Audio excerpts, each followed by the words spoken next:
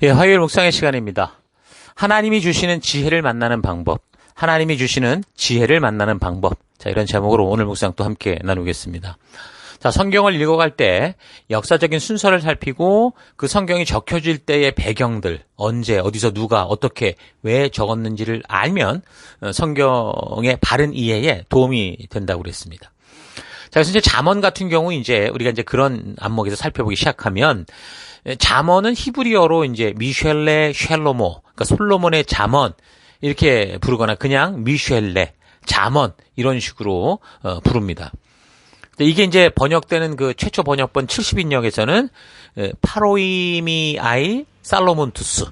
그러니까 원래 미셸레라는 이 잠언은 히브리어 마샬이라는 단어의 복수형으로 표현되는데 그 사용 범위가 다양하거든요. 뭐 속담, 금언, 경구, 풍자시, 담화문 여러 가지 뜻을 갖고 있는데 잠언에서는 비교를 통해서 지혜를 전달하는 방법을 쓰고 있어서 비교의 의미가 포함되는데 이 단어를 그리스어로 번역하면서 그 많은 뜻을 포괄하는 적절한 단어가 없다 보니까 파로이미아이라고 해서 그렇게 이름을 붙인 겁니다. 그러니까 파로이미아이란 무슨 뜻이냐면 금언, 격언 이런 뜻이거든요. 그래서 원래 비교의 의미가 근데 잘 이렇게 이 제목 안에 담기지 않은 단어라고 볼 수도 있겠죠. 자, 그래서 이것이 라틴어로 번역될 때 리버 프로버비오름, 이 리버 프로버비오름 이렇게 번역이 됐는데 그래서 영어에서도 이거를 그대로 옮겨지면서 The Books of Proverbs 이렇게 번역이 돼서 지금 우리에게 전달되고 있는 겁니다. 그리스어 성경을 다시 중국어로 번역할 때 이걸 잠언이라고 했는데 이 잠은 그러니까 바늘이라는 걸 뜻하는 거예요. 그러니까 우리가 침을 맞으면 아프지만 맞고 나면 이렇게 다 낫는 것처럼 중국 사람들은 이 짧은 속담, 격언들이 마치 침을 맞을 때처럼 교훈과 생명과 지혜를 준다라는 뜻으로 짧지만 소중한 가르침을 담은 책, 그런 의미로 바늘 잠자를 써서 잠언 이렇게 불렀죠. 뭐 요즘에 촌철살인이라는 그런 우리 단어를 많이 우리가 기억을 하고 사용하고 있는데 바로 그런 거라고 볼 수 있습니다. 자, 근데 히브리어 이 마샬이라는 뜻은 비교를 통해 가르치는 의미로 이렇게 번역되는 게 더 그래서 자연스럽다고 볼 수 있어요. 그래서 잠언에는 대구법을 많이 사용하는데 대구법이라는 게 수사법상 그 단조로움을 없애고 문장에 변화를 주는 어떤 변화법의 한 가지로 대우법, 대치법, 균형법 이런 식으로도 부르죠. 어조가 비슷한 문구를 나란히 둬서 문장의 변화와 안정감을 주는 표현법입니다.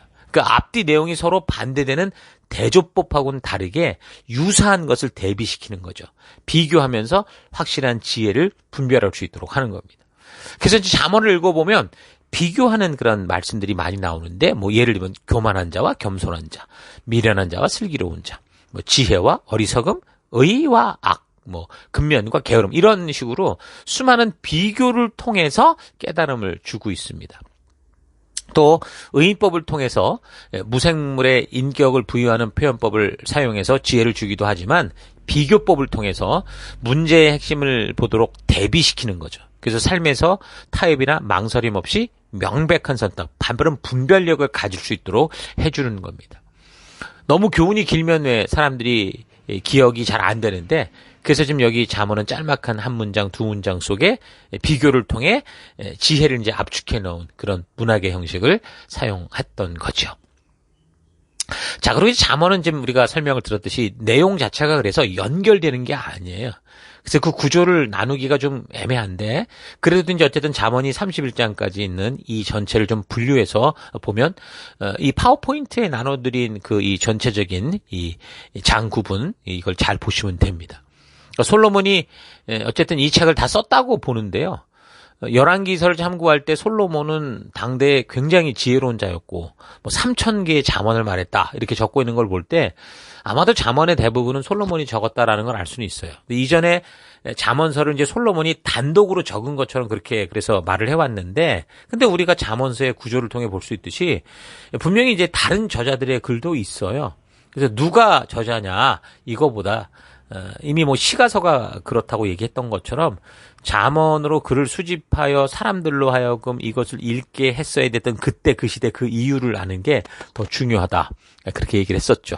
자, 아무튼 잠언의 최종적인 편집은 잠언 25장 1절에 보면 이것도 솔로몬의 잠언으로 유다왕 히스기야의 신하들이 편집했다. 이렇게 적고 있는 걸 참고해 볼 때 히스기야 시대에 이루어졌을 거다. 그렇게 봅니다.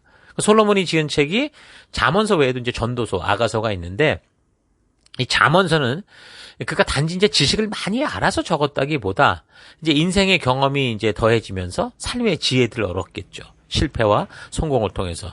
자, 그러니까 아마도 그의 인생 중후반기쯤 적었지 않았을까. 그렇게 볼 수 있고요.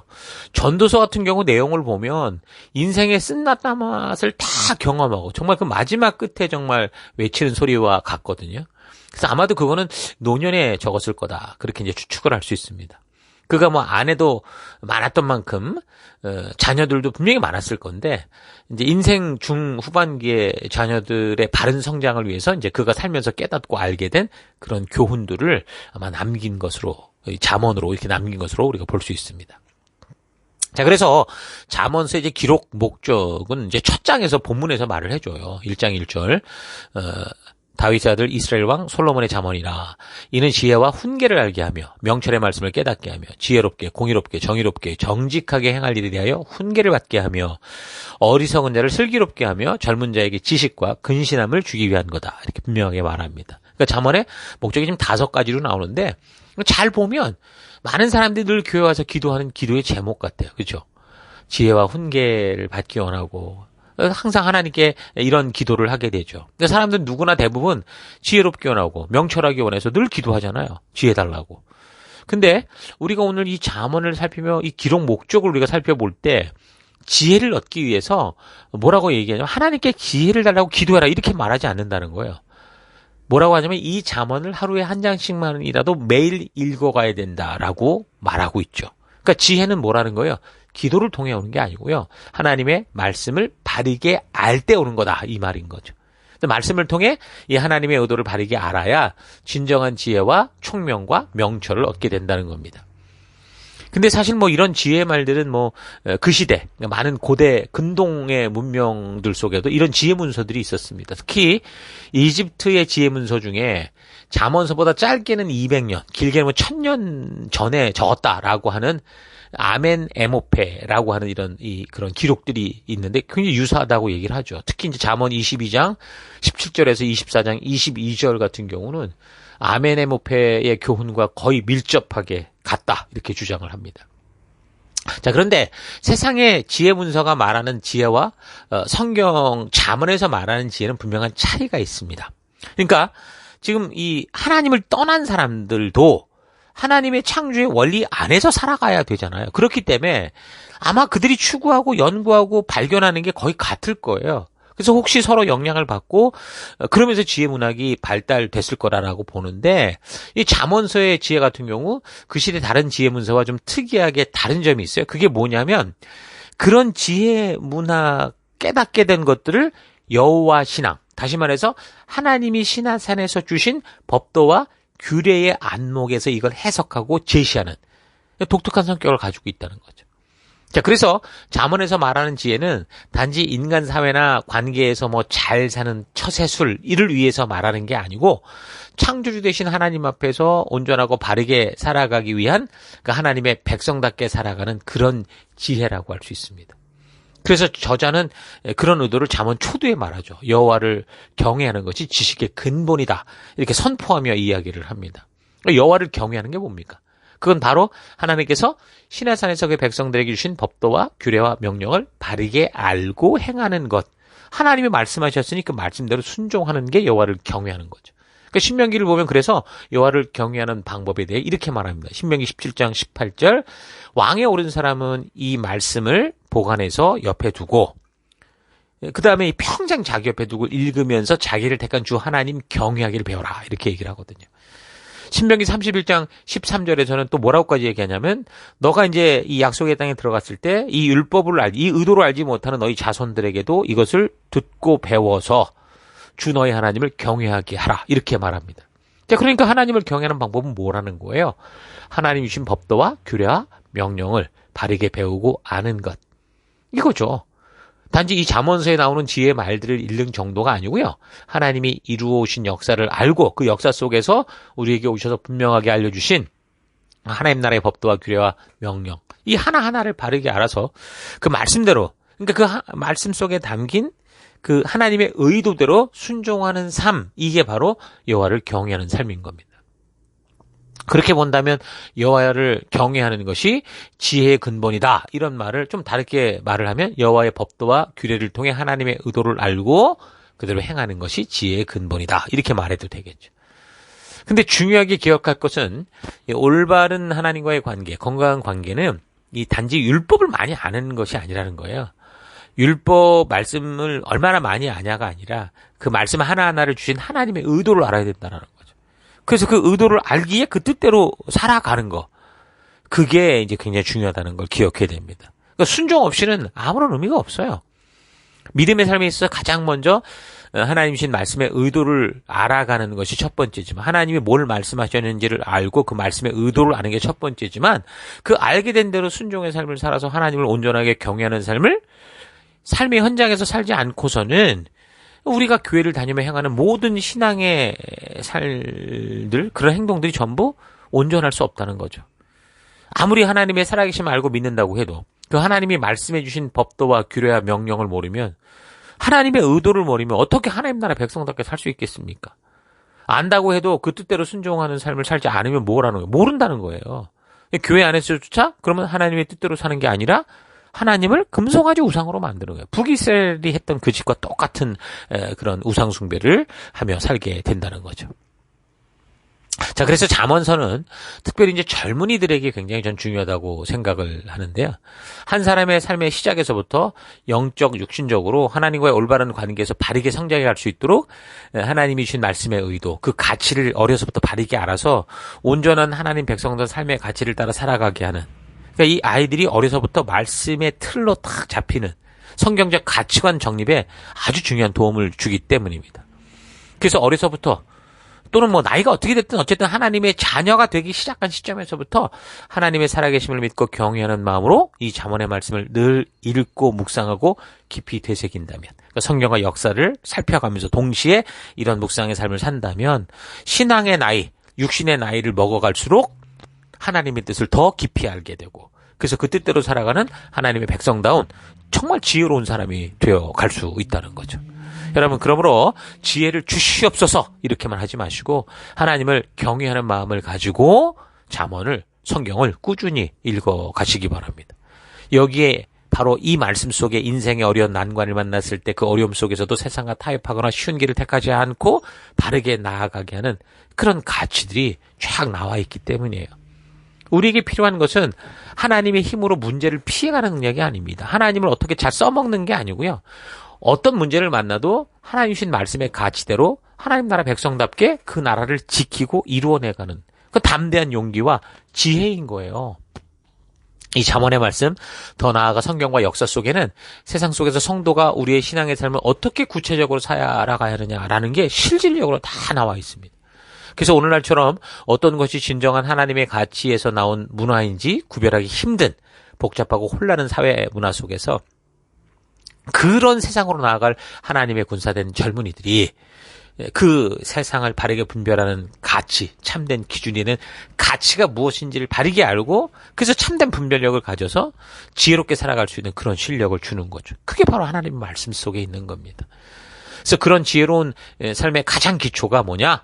하나님의 살아계심을 인정하는 것, 주를 믿는 것이고 여호와를 경외하는 것으로 시작이 되는 거예요. 그래서 이 하나님의 말씀 부지런히 읽고 듣고 묵상하고 갈고 닦아서 여호와 경외하는 마음을 배우고 그 말씀을 우리 마음속에 품고 있어야, 그래야 지금 이처럼 유혹이 넘쳐나는 세상, 포스트 모던의 어떤 기준이 없는 세상 속에서도 바른 판단과 바른 분별력을 가지고 살아갈 수 있는 거죠.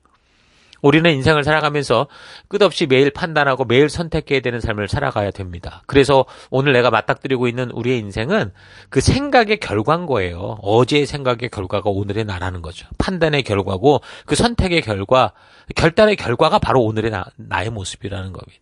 자, 그러니까 우리가 이 하나님의 말씀을 통해 하나님 경외하는 법을 배우지 못해서 바른 삶의 태도와 지혜를 깨달아 알지 못하면 어떻게 되는 거예요? 아무리 교회를 다니고 있다고 해도 답답한 마음에 막 하나님께 즉각 해결할 수 있는 답만을 막 이 협박하는, 내놓으라고. 그런 식이 되는 거죠.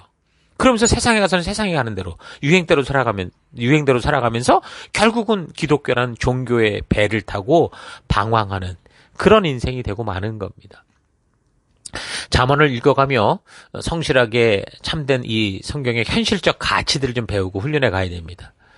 책도 피지 않고 성경도 읽지 않고 특별히 잠언의 말씀 한 구절도 읽지 않으면서 지혜 주시옵소서 간절히 기도하면 저절로 지혜가 생기는 게 아니에요. 여러분이 지금 만난 문제와 그 고통이 무엇인지 몰라도 그 안에서 우리가 하나님의 그 뜻과 의도를 분명히 안다면 반드시 그 사망의 음침한 골짜기에서도 나갈 길을 찾을 수 있습니다. 우리 청년들 그래서 특별히 지금부터 꼭 1년에 한 12번을 읽을 각오를 하고 할 수 있잖아요. 하루에 한 장씩만 읽어가면 돼요.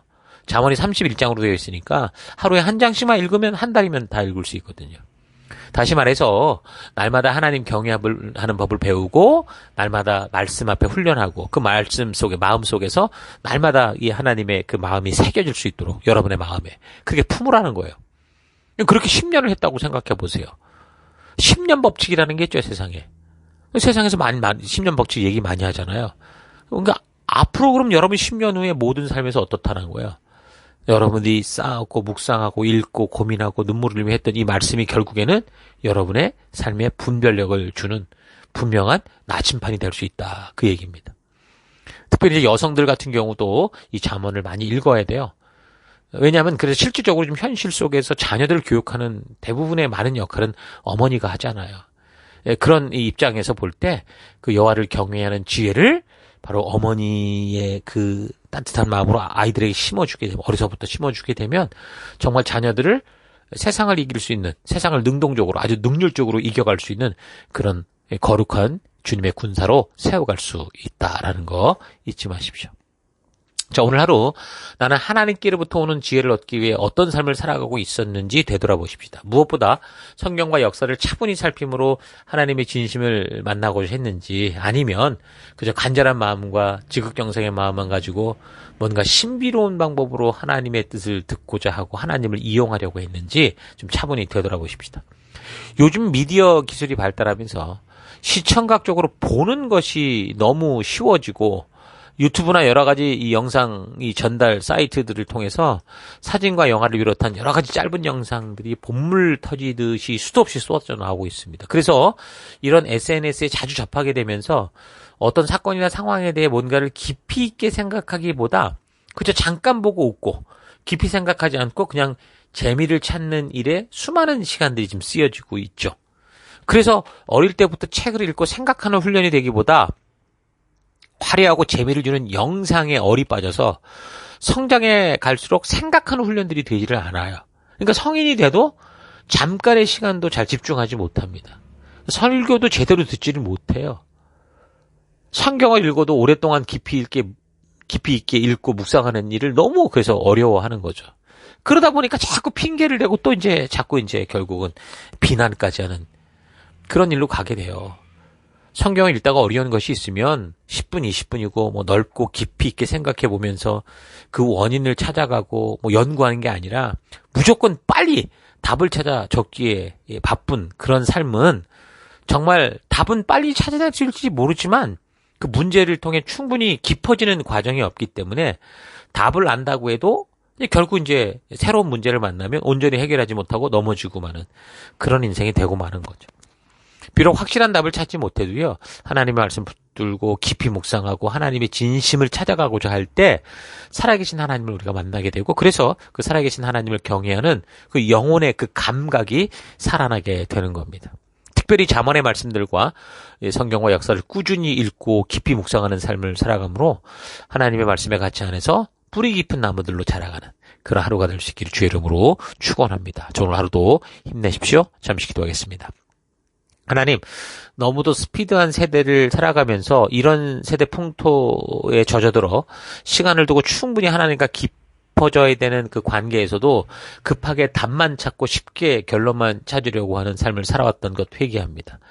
우리 하나님께서 우리에게 주시고자 하는 지혜가 이 잠언서와 성경의 역사 속에 있음을 알고 겸손한 마음으로 차분히 읽고 또 읽고 곱씹고 묵상해감으로 진정한 주님의 지혜 안에 깊이 뿌리 내리는 삶 살기 원합니다.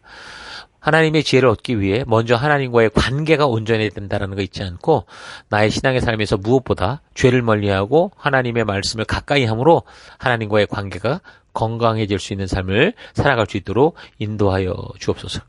하나님이 주시는 그 지혜는 하나님의 말씀 속에 있다는 거 잊지 않고 주님 이 말씀 가운데 늘 가까이 가고 동행하고 나아가는 내가 되기를 결단하고 감사드리며 예수님 이름으로 기도했습니다. 아멘.